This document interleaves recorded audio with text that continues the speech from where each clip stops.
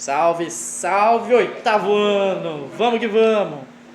A gente está aqui na escola de novo, fazendo a videoaula na escola de novo, com os colegas de vocês de novo. E vamos na página 16, vocês acompanham aí em casa, e o pessoal aqui da sala vai ler para vocês. Bora lá, começa com o Cauã. Fim da escravidão. Durante a Guerra do Paraguai, soldados brancos e negros lutaram lado a lado em torno de um mesmo ideal. Quando o conflito acabou, muitos militares começaram a se perguntar se era justo manter a escravização, pois tinham visto negros e mestiços arriscarem a vida no campo de batalha da mesma forma que os soldados brancos. Essas dúvidas, que logo se manifestaram publicamente, colocavam o governo em má situação. Os cativos eram ainda a principal mão de obra nas lavouras de café. E o café era a principal fonte de riqueza do país. O governo não tinha interesse em romper com os grandes cafeicultores, pois eles tinham poder político e econômico. Desse modo, acabar com a escravatura representaria a perda do apoio dos cafeicultores. Mas o exército voltara fortalecido da guerra e a opinião dos militares era respeitada pela população. O governo tampouco tinha interesse em hostilizá-los.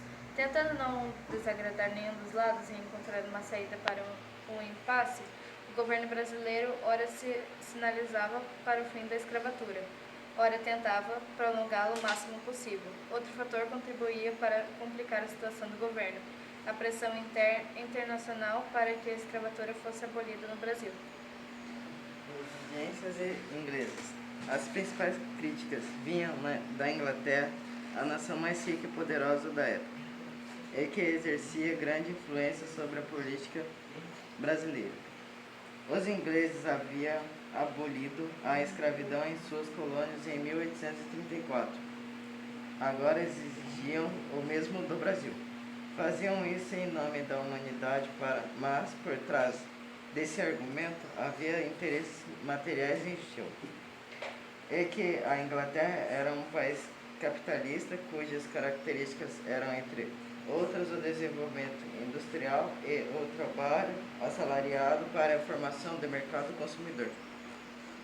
As indústrias inglesas precisavam vender seus produtos em todo o mundo.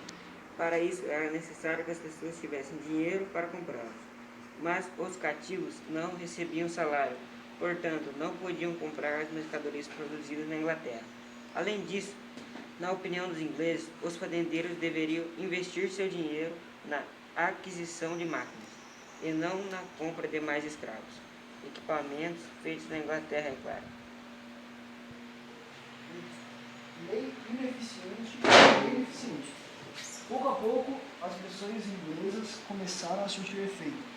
Em 1850 foi aprovada a Lei Eusébio de Queiroz, que proibiu o tráfico negreiro da África para o Brasil. A nova lei, entretanto, não resolvia todo o problema.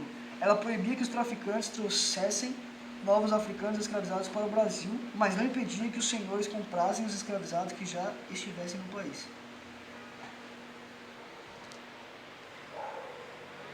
Dessa forma, os fazendeiros do Sudeste e do país passaram a comprar cativos de outras regiões do país, principalmente do Nordeste. Estima-se que, num período de 35 anos, o número de escravizados vendidos do Nordeste ao Sudeste tenha chegado a 300 mil. Campanha abolicionista. Além das pressões inglesas, crescia também a resistência dos escravizados, que intensificaram a luta contra o cativeiro. Ao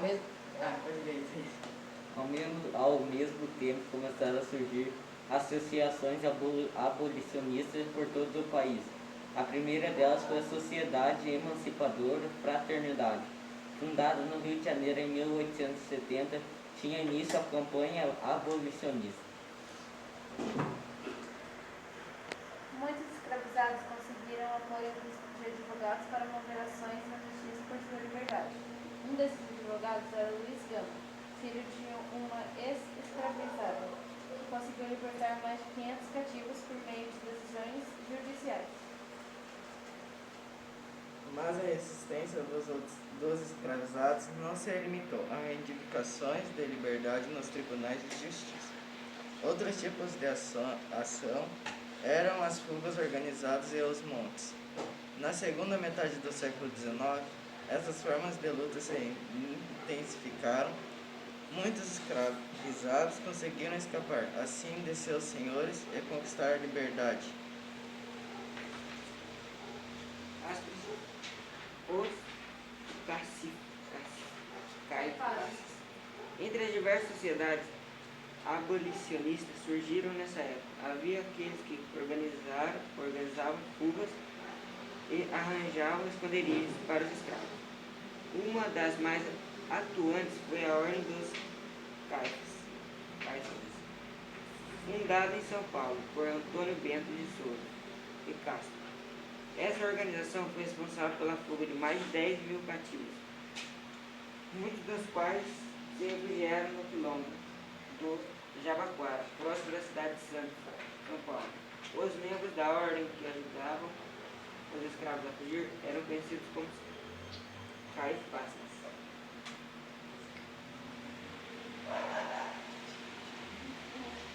Esse nome foi retirado da Bíblia. Caifás viveu nos primeiros tempos da era cristã. Foi um sumo sacerdote judeu na região da Palestina, dominada pelos romanos. De acordo com a Bíblia, Caifás presidiu os 2 julgamentos que condenaram Jesus à morte. Ao dar o nome de Caifás à organização abolicionista, seus integrantes entendiam que, por meio das fugas, eles podiam impedir os cativos de terem destino semelhante ao de Jesus Cristo. Algo que Caifás poderia ter feito caso tivesse considerado Cristo inocente das acusações que pesavam sobre ele.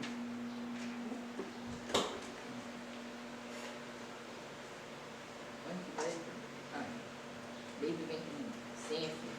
As pressões pela abolição da escravatura crescem ainda mais com o fim da Guerra do Paraguai em 1870. Após longos debates e polêmicas, em 28 de setembro de 1871, a Assembleia Geral aprovou a Lei do Ventre Livre. A lei estabelecia que os filhos de escravizados nascidos a partir daquela data seriam considerados livres, mas havia uma condição: essas crianças permaneceriam sob os cuidados de seus senhores até os 8 anos de idade.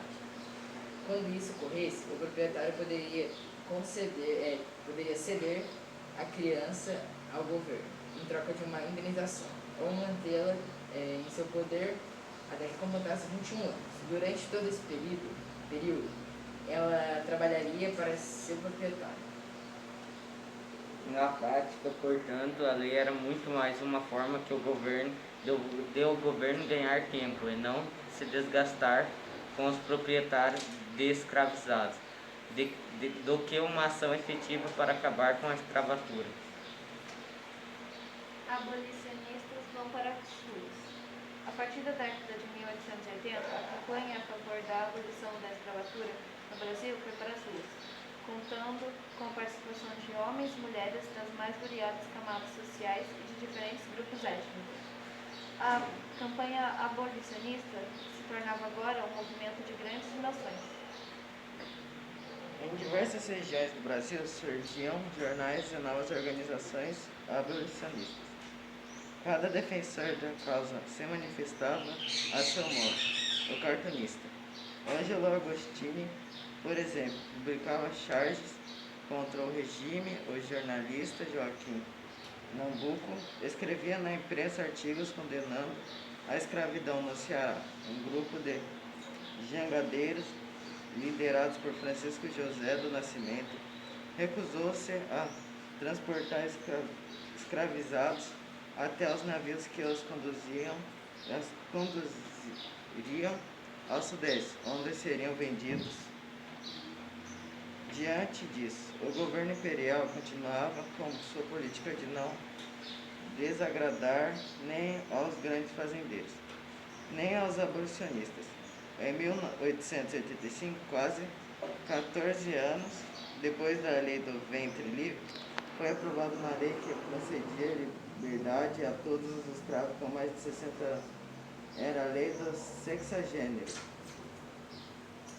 Escravidão chegou ao fim. Entretanto, assim como a lei do ventre livre, a dos sexagenários não produziu efeitos imediatos. Primeiro, porque poucos escravos chegaram a 60 anos. Depois de uma vida inteira de trabalho pesado, Além disso, os cativos contemplados pela lei deveriam trabalhar ainda mais 3 anos, antes de obter a liberdade, a título de indenização. Neste contexto, poucos ainda defendiam a continuidade da escravatura. Mesmo nas fazendas de café, como vimos no capítulo anterior, a imigração já surgiu como uma possibilidade de substituição do trabalho escravo. Beleza, galerinha? Paramos aqui, continuamos na nossa próxima aula. Valeu, fui!